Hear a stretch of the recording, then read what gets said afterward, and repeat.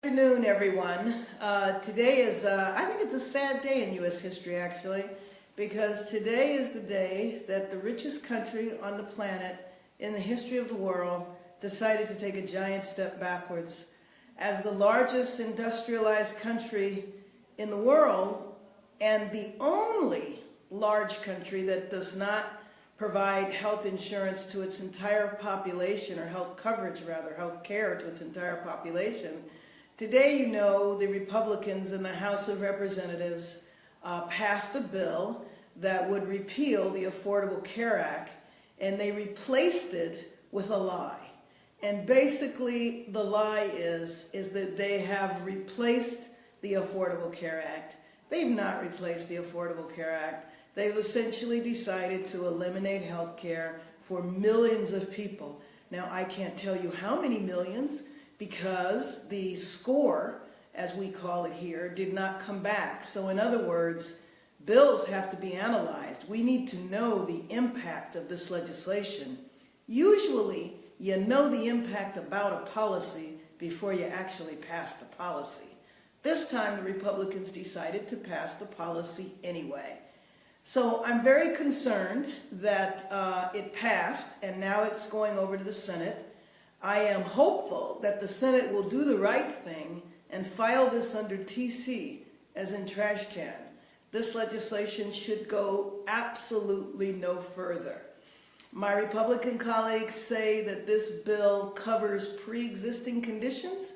And for those of you that don't know what a pre-existing condition means, that means if you have anything wrong, if you have high blood pressure, if you have asthma, if you have a lot of cholesterol, if you're severely overweight, an insurance company can say, you know what? You might get sick and need insurance, so we're not going to cover you.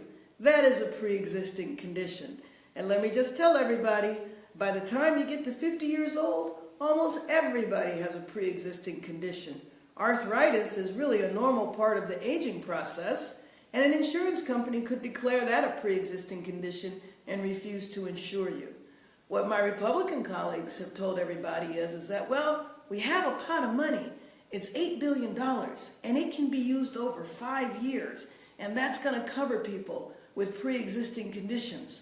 Well, anybody who's watching this, who's been in the hospital for any length of time, or you've known anybody that's been in the hospital for any length of time, $8 billion for a population of 350 million makes no sense at all. And especially $8 billion over 5 years. So what my Republican colleagues have essentially done is reverse the Affordable Care Act. And we're going to go back to the days when people pay very little for insurance, but when you actually need it, you find out you're not covered for anything.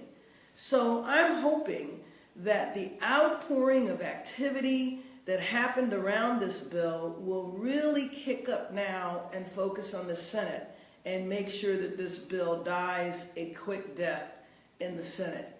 Stay tuned. I'll keep you posted and let you know exactly what's happening.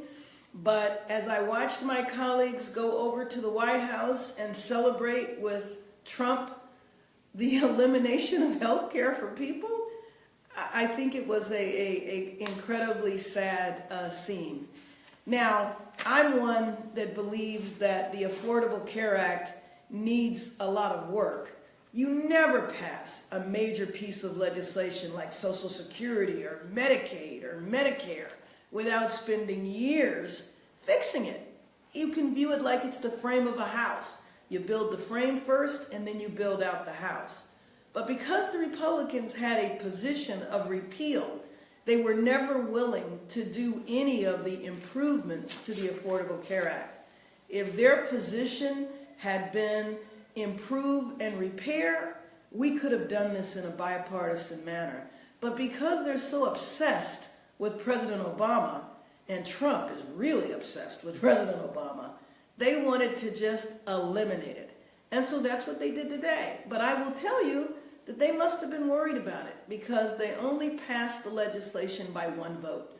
And I think the reason why they only passed it by one vote is because of all of the activism and all of the outcry that has taken place across this country.